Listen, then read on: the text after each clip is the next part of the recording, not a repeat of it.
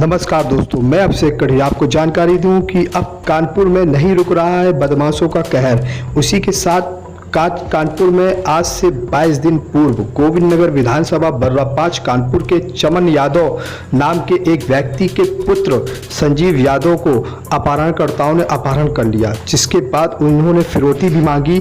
उसके साथ ही पुलिस प्रशासन रही नाकाम, अभी तक उसका कुछ पता नहीं चल पाया, जिसमें गोविंद नगर विधानसभा 6 के पूर्व प्रत्याशी, सपा के पूर्व प्रत्याशी सम्राट विकास ने आखिर ऐसा क्या कहा, आइए सुनते हैं उनकी जुबानी कि उन्होंने पुलिस प्रशासन को लेकर के और इस पूरी घटना को लेकर के क्या बताया। आइए चलते हैं सम्राट विकास के पास।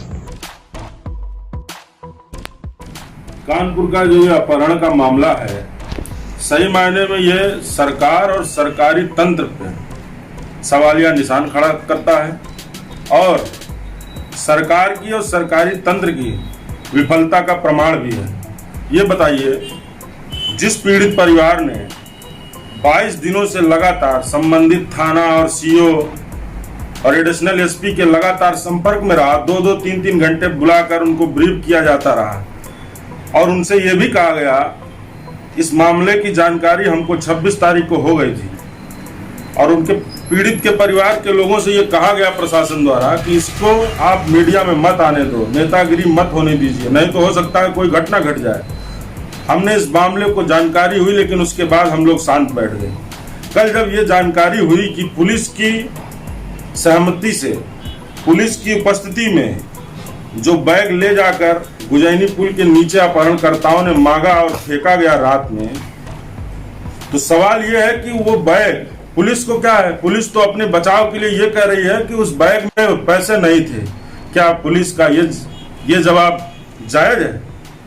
आप ये कह कर के पुलिस बैग में पैसे नहीं थे, आप अपनी पीठ थपथपाने का काम कर रहे हैं। अरे आप बताइए, ये जिम्मेदारी किसकी थी? उस बैग में मैं कहता हूँ ईंटा, पत्थर, चप्पल, जूता कुछ भी रहा हो, लेकिन अपहरणकर्ताओं ने मौके से वो बैग लेकर वहां से फरार हुए, फिर आप खड़े होकर ताली बजाते रहे। इसका जवाब पुलिस प्रशासन को देना चाहिए। मैं तो समझता हूं कि पूरी तरीके से सरकार और सरकारी तंत्र लापरवाह हो चुका है। आप ये समझिए कि अगर उस पीड़ित परिवार के बच्चे के साथ 20 दिनों तक लगातार सेम टेलीफोन नंबरों से फिरौती मांगी जा रही थी, ये सर्विलांस सेल की टीम क्या कर रही थी? अगर कल एक इतना बड़ा मौका जो पुलिस प्रशासन के हाथ से निकल गया, अगर कोई दुर्घटना घट जाती है उनके बेटे के साथ, चमन सिंह के बेटे के साथ, तो उसकी जिम्मेदारी कौन लेगा? ये भी सवाल खड़ा होता है। जब हमें कल इस घटना की जानकारी हुई तो हमने एसएसपी कानपुर से भी बात किया, आईजी साहब से भी बात किया और रात को लगभग 11:30 बजे एसएसपी कानपुर बर्रा थाने में लगभग 3 घंटे मौजूद रहे। मैं भी वहां पर था। मेरी मुलाकात हुई तो उन्होंने ये कहा कि अब देखिए, हम एक टीम गठित कर रहे हैं, उसका सिर्फ यही काम होगा कि कितनी जल्दी से जल्दी संजीत को जिंदा बरामद किया जाए। तो मैं सीधा सीधा कहना चाहता हूं कि ये जो सरकार है और ये जो यहाँ का पुलिस विभाग है, इनके ऊपर किन बड़े सत्तासीन नेताओं का हाथ है? क्यों ये इतना लापरवाह हो गए हैं? आप समझिए कि इतना बड़ा मौका थाना अध्यक्ष के सामने से अपहरणकर्ता नीचे, पुल के नीचे से बैग, भरा हुआ बैग लेकर चले जाते हैं और पुलिस खड़े होकर हाथ मलती रहती है। इनको शर्म नहीं आती? ये बयान करते हैं कि उस बैग में पैसा नहीं था। क्या आप इस बात के लिए नौकरी कर रहे हैं कि बैग में पैसा था कि नहीं था?